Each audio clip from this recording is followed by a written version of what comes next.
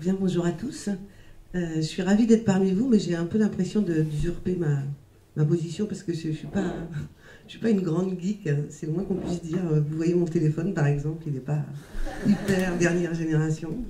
Bon, ça me fait un peu drôle de parler de ça aujourd'hui, mais en même temps, c'est beaucoup plus j'allais dire un mal nécessaire, mais les technologies aujourd'hui qu'on a à notre disposition sont une vraie chance, je pense, pour les associations comme Planète Enfant, qui sont de toutes petites associations. On est 3 permanents en France, hein, pour vous donner une idée. Donc je vais essayer de vous expliquer ce qu'on a fait. Ce qu'on a fait, c'est en fait simple, mais je pense que c'est intéressant aussi de revenir en arrière sur en fait, nos besoins et puis comment ça a matché avec les nouvelles possibilités sur le web. Oui.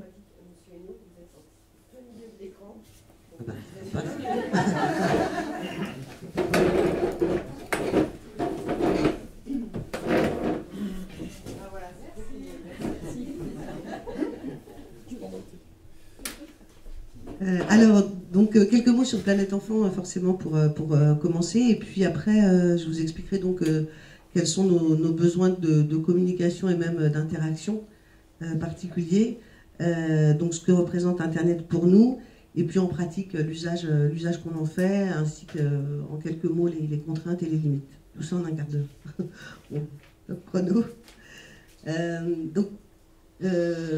Planète Enfant, c'est une association, une ONG française qui a 20 ans, enfin un peu plus même, qui est née en 1992, et dont le mandat est la protection des enfants contre la traite, l'exploitation sexuelle et toute forme de violence.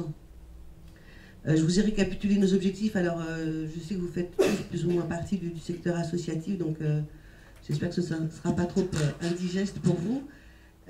On s'est fixé un certain nombre d'objectifs pour contribuer à ce mandat de protection des enfants contre la traite, que j'ai remis ici. Donc la sensibilisation du grand public, là c'est déjà aussi une première cause de notre implication sur Internet, c'est qu'on a, au-delà de la protection des enfants au Népal, puisqu'on travaille au Népal, j'ai oublié de le dire, on a une envie de sensibiliser le public, notamment aussi en France, à travers des actions d'éducation et de développement. Et donc, pour atteindre cet objectif, on a aussi besoin d'outils Internet. Donc ça, c'est le premier objectif. Le deuxième objectif, c'est l'application de la Convention internationale des droits de l'enfant, dans toutes ses dimensions, mais particulièrement en ce qui nous concerne sur les dimensions protection des enfants contre les violences. Application de la Convention internationale des droits de l'enfant, ça veut dire qu'on va être amené aussi à faire du plaidoyer, lorsque c'est possible. Encore une fois, au Népal, à travers des associations partenaires, mais aussi en France. Troisième objectif, alors là, ensuite, troisième, quatrième, cinquième objectif, c'est vraiment des objectifs de terrain au Népal, renforcer les communautés vulnérables, améliorer les conditions de vie et mettre en place des mécanismes de réinsertion pour les victimes. Ça, c'est vraiment des choses qu'on fait, merci, en France, au Népal, pardon. Et puis, sixième et dernier objectif, et là encore il y a une dimension plaidoyer, nous sommes une association abolitionniste, c'est-à-dire qu'on milite pour l'abolition de la prostitution, et donc on milite pour l'existence et l'application de lois pour la pénalisation des violences en particulier, et des violences en général et de la prostitution en particulier. Donc on s'est vraiment fixé, même si très honnêtement on a 90% de notre temps qui est consacré aux actions de terrain, on s'est vraiment fixé comme mission aussi de dénoncer tout ce qui est traite, exploitation sexuelle et cause de ces phénomènes. Donc en termes d'action, je l'ai déjà dit, sensibilisation du public Népal et France, prévention auprès des personnes vulnérables, réinsertion des victimes de violences, et puis donc plaidoyer auprès des autorités locales au Népal et participation à des plaidoyers aussi en France, à travers notamment la plateforme La Voix de l'Enfant, que vous connaissez peut-être, hein, qui travaille sur la protection de l'enfance, donc d'une part, et d'autre part à travers le collectif contre la traite, qui fait ce que son nom indique. Alors, il faut savoir aussi, donc je l'ai évoqué, que l'équipe est petite, donc nous n'avons pas malheureusement de responsable information, enfin des systèmes d'information. En substance, moi je suis la directrice de l'association et c'est moi qui dois m'occuper aussi de tout ce qui est mise à jour de la plateforme internet, donc ça nécessite d'avoir des outils faciles à utiliser. Donc on a très peu de moyens aussi financiers à consacrer à la communication en général, et c'est là où Internet est une vraie opportunité. Ce qu'on a besoin de faire, c'est de sensibiliser à la cause d'une part, parce que pour commencer, on n'a pas une cause que tout le monde connaît. Je ne sais pas combien d'entre vous connaissent la définition exacte de la traite.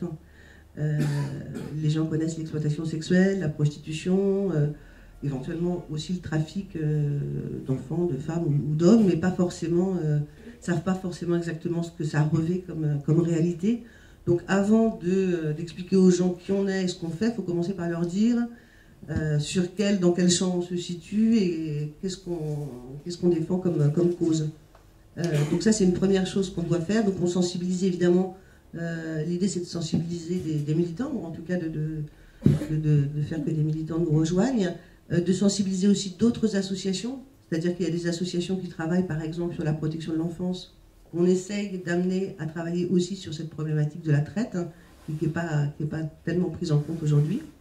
Donc on a un discours qui va se situer plutôt au niveau de l'éthique globale, c'est-à-dire la dignité et les droits de l'homme.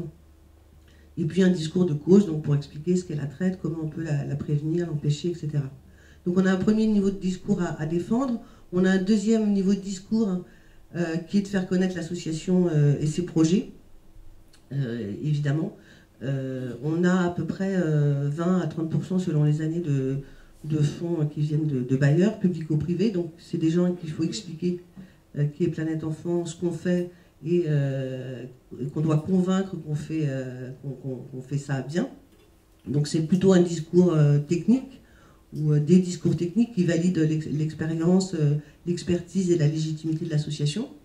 Et puis on doit faire aussi la même chose auprès de potentiels partenaires, soit sur le terrain au Népal, soit en France, des partenaires qui au final en fait s'avèrent être des partenaires financiers la plupart du temps.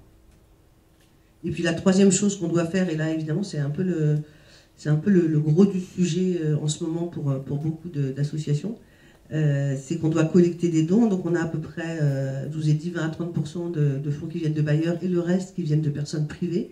Donc c'est une énorme majorité de nos ressources. On doit donc recruter auprès du grand public. On doit ensuite fidéliser les gens qu'on a réussi à faire rejoindre l'association. On a à peu près aujourd'hui 1500 donateurs réguliers, c'est-à-dire des gens qui donnent tous les mois, en général par prélèvement automatique. Et puis quelques centaines, alors ça dépend des années, 2, 3, 500 donateurs ponctuels de personnes qui ont contribué une fois dans l'année à l'association. Et là, évidemment, le discours il est un petit peu différent. On a besoin, même si on essaie de tenir un discours de cause et un discours professionnel, on a aussi besoin de plus d'émotion, c'est vrai, et de proximité par rapport au grand public pour que ce qu'on fait soit facilement compréhensible et puis que ça éveille un peu d'émotion, on a besoin de ça, un peu d'émotion auprès du grand public. Donc, en fait, donc voilà un petit peu les trois besoins qu'on a, et c'est vrai qu'auparavant, avant d'avoir la chance d'avoir une belle plateforme internet, les discours et les lieux étaient différenciés selon les personnes à qui on s'adressait, et puis selon le type de discours qu'on devait leur tenir. La grande chance, je crois, avec Internet aujourd'hui, c'est... Alors oui, c'est effectivement qu'on a un nouvel outil à notre disposition. Alors très rapidement, parce que là c'est un peu, j'enfonce des portes ouvertes, mais c'est gratuit, ce qui est quand même intéressant pour une association qui n'a pas de budget de communication. Ça permet d'adresser un public beaucoup plus important qu'avant. Bon, il y a une notion d'immédiateté qui fait que, en cas de besoin d'urgence, par exemple, on peut faire appel rapidement au grand public. Le support est beaucoup plus riche qu'avant. On met des images, des vidéos, de l'audio. Et puis c'est interactif. Alors effectivement, j'enfonce des portes ouvertes, mais je voulais juste dire que de mon point de vue, en tout cas du point de vue de l'association, ce qui est vrai pour toutes les structures et aussi pour les entreprises, est particulièrement important dans le cadre d'une association de petite taille qui jusque-là n'avait pas ces moyens de communication. Et du coup, les gens qui viennent sur notre site, donc les internautes, On les a qualifiés de polymorphes, c'est-à-dire qu'auparavant il y avait des militants, des donateurs, des bailleurs, etc. Et finalement, maintenant les internautes, ils font beaucoup de choses à la fois. Déjà, l'internaute est potentiellement militant, même en dehors de toute structure, c'est-à-dire en dehors de particuliers, je pense que vous y reviendrez ensuite, mais avec la perte de confiance parfois dans les politiques et dans les représentations, c'est vrai qu'avoir un accès direct via Internet à un certain nombre d'actions politiques, c'est quelque chose qui est en train de prendre de l'ampleur. Bon, je pense évidemment à des plateformes comme Havas ou Change, par exemple, enfin, toutes les plateformes de pétition en ligne qui permettent d'interpeller directement les politiques beaucoup plus qu'auparavant. Évidemment, ils ont la possibilité de diffuser des informations via Facebook. Tout ce qui est écrit sur notre site, un jour, peut se retrouver sur des Facebook et tourner. Donc la pétition, je les ai évoquées. Les manifestations comme les flash mobs, on peut maintenant organiser des choses très simplement via Internet en faisant tourner une information sur Facebook, par exemple, ce qui était totalement hors de notre portée il y a encore quelques années. En plus, l'internaute est potentiellement bailleur, c'est-à-dire qu'il peut directement lui-même soutenir des projets. Alors nous, par exemple, on n'a pas encore, c'est quelque chose auquel on pense, mais on n'a pas encore fait, on n'a pas encore la possibilité on n'a pas encore offert à l'internaute la possibilité de choisir un projet, de s'impliquer directement dans un projet moyennant finance. Mais on a par contre quelquefois utilisé des plateformes de crowdfunding. Je pense que tout le monde sait ce que c'est, ces plateformes qui permettent au grand public de soutenir un projet. On a utilisé Ulule l'année dernière. On est aussi client de la plateforme Alvarom et on est en train de justement benchmarker un peu les différentes plateformes qui existent pour voir lesquelles sont les plus intéressantes pour nous, parce que elles sont toutes gratuites d'accès, même si certaines prennent un pourcentage sur les dons.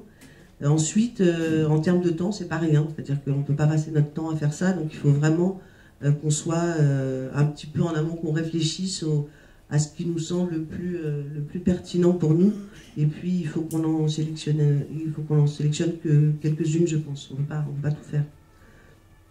Et puis l'internaute, pour finir, il est potentiellement aussi collecteur de dons, c'est-à-dire que non seulement il donne, mais il peut aussi appeler à donner.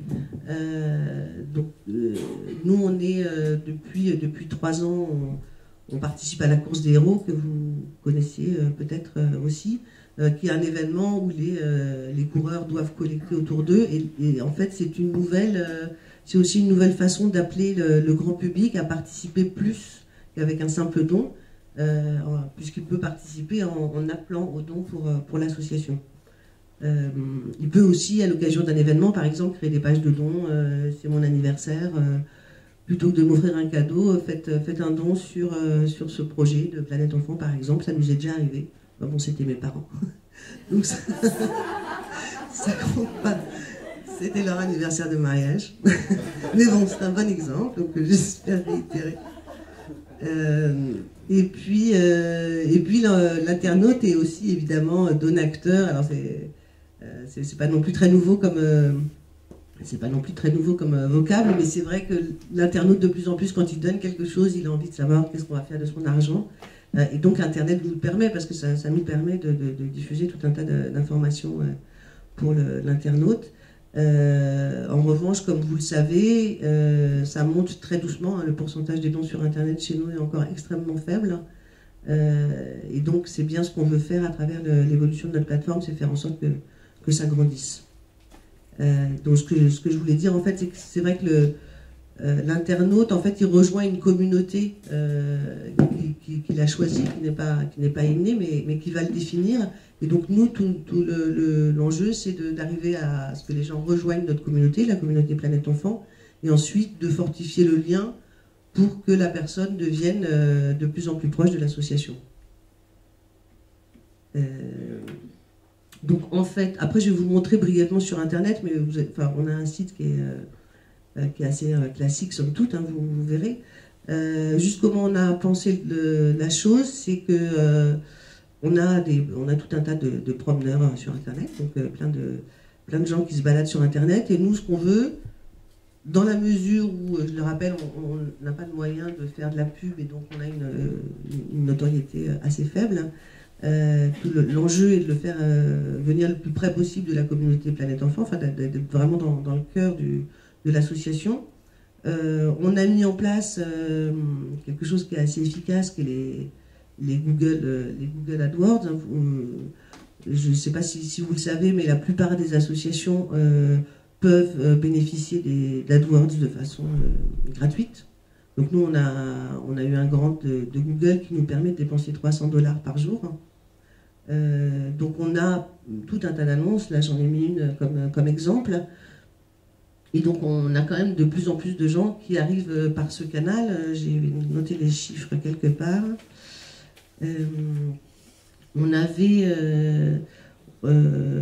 Donc on a mis ça en place fin 2011.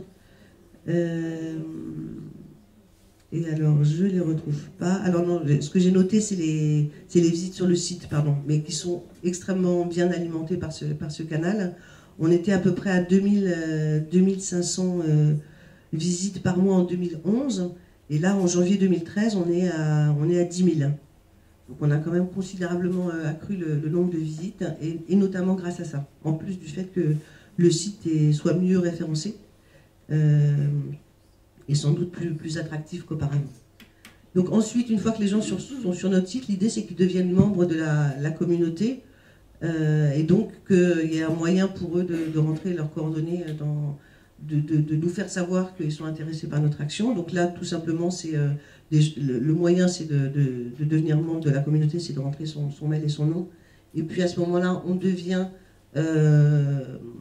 récepteur de la newsletter, d'une part, hein, et puis d'autre part, on est à même de faire des commentaires sur les articles du site si on le souhaite.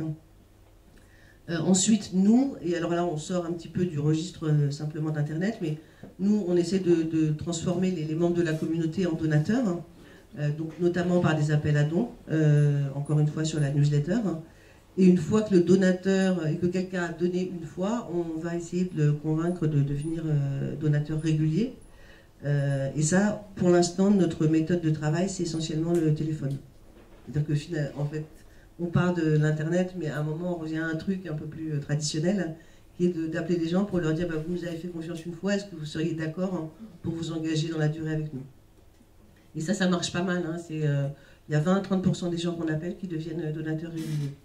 20-30% des donateurs ponctuels qu'on appelle. Et puis ensuite, donc, autre phase, devenir collecteur pour Planète Enfant, c'est-à-dire typiquement quelqu'un qui va créer une page de collecte pour Planète Enfant. Et ensuite, si possible, ambassadeur, c'est-à-dire quelqu'un qui va nous aider à trouver des collecteurs. Donc on a quelques personnes comme ça qui ont suivi ce petit chemin de façon très académique, comme ça. Alors après, évidemment, c'est le principe. Mais bien sûr, il y a tout un tas de gens qui suivent le chemin à un moment, puis plus. Mais quand même, par exemple, le nombre de personnes qui deviennent membres de la communauté après avoir visité le site, c'est aussi quelque chose qui a beaucoup grandi rapidement, puisqu'on est passé des gens qui venaient sur le site et qui s'inscrivaient à la newsletter. En 2011, il y en a eu à peu près 500 en tout. Et en janvier 2013, donc pour le seul mois de janvier 2013, on a eu à peu près 600 inscriptions à la newsletter. Donc voilà, en mettant un peu de temps et de moyens, ça grimpe assez vite. J'ai dépassé, hein. Ben voilà, j'ai fini. Voilà, je voulais dire juste en conclusion que évidemment c'est une plateforme très intéressante. Ça fait pas tout, évidemment. Ça nous force, si on peut dire, à produire beaucoup de contenu. C'est aussi extrêmement preneur de temps, parce qu'il faut... voilà, les gens visitent beaucoup plus le site, et les gens le visitent plusieurs fois, donc il ne faut pas toujours qu'ils tombent sur la même chose. Il faut raconter des histoires, il faut mettre en image, il faut avoir des témoignages, ça prend pas mal de temps. Il faut mobiliser les collecteurs, oui, une fois qu'on a des gens qui se sont avérés intéressés pour devenir des collecteurs pour Planète Enfant, il faut les animer aussi, ça devient un public nouveau à animer. Il faut gérer l'interactivité. Alors pour l'instant, à vrai dire, on ne la gère pas trop. C'est-à-dire qu'on n'a pas du tout ouvert de forum ou de choses, ou de chat en ligne ou ce genre de choses pour l'instant. Parce que honnêtement, je pense qu'on n'a pas encore les épaules au point de vue du temps. C'est quand même très très consommateur de temps. Et puis il faut aussi se démarquer parce que tout ce que je raconte en fait n'a rien d'original. Tout le monde fait à peu près la même chose. Et du coup, on retombe sur le contenu. C'est-à-dire que le site, il a beau être merveilleux et bien pensé, s'il n'y a rien dessus, ça ne marche pas. Et puis il faut enfin prolonger le lien virtuel, c'est-à-dire fidéliser les gens, les appeler, les voir, et ça, voilà, rien remplace le lien réel. On organise par exemple depuis 2 ans des voyages pour les donateurs Planète Enfant, des voyages payants, hein, évidemment, on ne leur offre pas le voyage, mais en tout cas on leur organise via une association qui s'appelle Voyager Autrement. Et ça permet aux donateurs d'aller voir sur le terrain. C'est des voyages touristiques, mais avec 1 ou 2 visites de Planète Enfant. Et donc ça leur permet quand même de concrétiser un petit peu ce qu'ils savent de nos actions. Je l'évoquais, on fait beaucoup de phoning aussi. Et puis on essaye de réunir les gens le plus possible en assemblée générale, voire en réunion ad hoc de bénévoles ou de donateurs. Voilà, c'est indispensable en complément de la plateforme Internet.